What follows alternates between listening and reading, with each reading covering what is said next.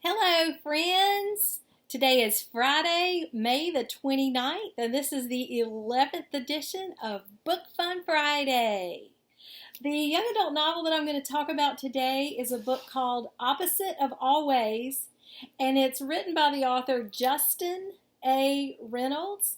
This is his debut novel, so this is really exciting. Let me tell you a little bit about this book. So the main character of this novel is a young man named Jack, and Jack is a senior in high school at that point in the senior year where he is considering different colleges that he would like to attend once he graduates. And so when the story opens, Jack and one of his two best friends, a girl named Jillian, have gone to a college visit weekend. Well, while they are visiting this particular college, Jack and Jillian end up at this college party, and while Jack is at this party, he meets a girl named Kate. Kate is actually already enrolled in this college, and when Jack is sitting by himself on the stairs alone at this college party on this particular evening, Kate comes down the stairs and she speaks to Jack. And Jack speaks to Kate, and the two of them instantly hit it off, and they start seeing each other. Well, what Jack doesn't know when he meets Kate is that Kate is very sick. Kate has sickle cell anemia and has been battling it all of her life, has been in and out of the hospital all of her life. And as the course of their relationship runs and they get closer and closer, Kate's illness reaches a critical level, and Jack is notified that she is at death's doorstep.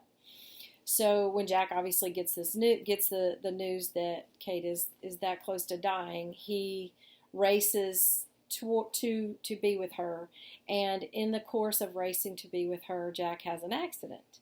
Well, in this accident, Jack is sent back in time, and he travels back to that moment where he was on the stairs at that party on the night he met Kate. And the really cool thing is, when he travels back in time, he does so with all the knowledge that he had leading up to that point. And so when he meets Kate again, for him, first time for her, because again, he's time traveled, he's gone back in time, he decides that he's going to do everything in his power to keep her as well as possible. And he goes to some pretty extreme lengths to keep her from getting that sick again. And those extreme lengths that he takes actually those things have a pretty negative impact on the relationship that Jack has with the people in his life, including his parents and his two best friends. I'm going to read a select passage then. This is very early in the story, where we get a little idea of the character of Jack. And the title of this chapter is The Experience of Having Zero Experiences. People love to say there's someone for everyone. It's one of those feel-better things your mom tells you after your relationship has crashed and burned, or your normally non-communicative dad mumbles as he slaps you between your shoulder blades, then announces, "Good talk." But it's mostly true. If you consider how many people are walking around this planet, there has to be someone you could fit perfectly with, right? The person who makes your heart say super crazy things like, "I'll love you forever," and "I can't wait to meet your parents," and "Oh, sure, let's definitely get each other's names tattooed on our necks." The problem is we spend most of our puny lives chasing someone else's someone, and if we're lucky, we end up with only a third of the time we would have spent with the person truly meant for us. That is, if we don't wind up missing them altogether.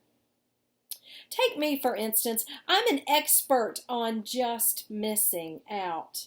On the girl of my dreams, on class valedictorian, on making it onto any sort of sports team. I've tried them all. And the extracurricular clubs? Yep, tried those too, only to narrowly miss the cut, which is funny because I always thought that anyone could just join a school club. Point is, you name it, I have found a way to miss my chance, often by the slimmest of margins. By now, I'm an authority on almost, with nearly 18 years of working experience on my resume. Need more proof? Just walk with me through our attic. It is a virtual shrine to nice try, or as I like to call it, Jack's stupefying museum of almost was, but never will be. There's a skateboard in mint condition from the summer I almost became a semi-pro skateboarder. There's a sewing machine that I used to tell everyone was my mom's, but was actually mine from that time I was really into Project Runway. There's a Frisbee golf set, the antique marble collection, a crate full of tiny unfinished circuits, a box of every Super Nintendo game ever created, a coffin-sized container that was my first and only attempt at a time machine. Don't ask. And a never-used set of non-collectible Ninja Stars. Seriously, don't ask. Almost, you get it. I joke that my parents were prophets when they named me Jack Ellison King. Jack of all, king of none. Except my mom's always reminding me that I was named for Jackie Robinson, who broke through the pro sports color barrier, and Ralph Ellison, writer and scholar, best known for his seminal work, Invisible Man. I'm an only child. My parents had me rather late in life after trying hard for years, and, well, just as they had abandoned all hope, I came along. Mom wanted to name me Miracle, but Dad, usually not the voice of reason, but willing to make an exception here, intervened. Is it your dream to have Miracle get his butt kicked every day, honey? He had asked. And so Jackie Ellison it was. Which I can't help but think is a prime example of the best and worst of parenting. Because on one hand, it's awesome knowing that my namesakes were these incredible men, an honor, a privilege. But on the flip side, it's possible that my parents did not comprehend the ridiculous amount of pressure they were placing upon my freakishly narrow shoulders.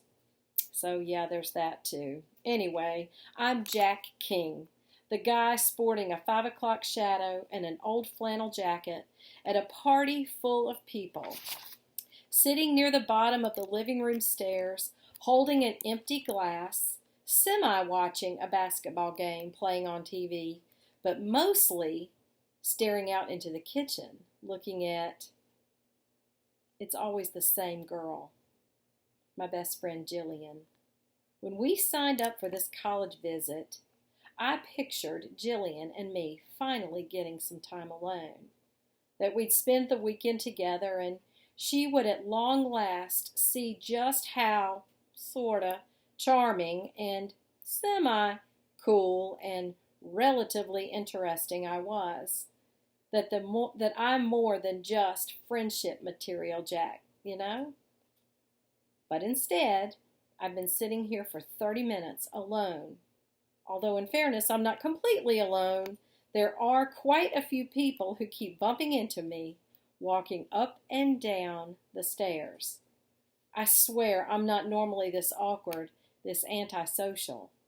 Let me explain. And again, this book is titled Opposite of Always, and it's written by Justin A. Reynolds. This is his debut novel. I think the thing that really struck me the most about this book, what was so cool about this book, is that it's a YA novel that involves time travel, which is I think really cool and would be very interesting to teen readers. Well, guys, thank you so much for watching as always. I hope you are well. I hope all your people are well. Stay that way. Take care of yourselves until next week, and I'll see you again then for another edition of Book Fun Friday. Bye.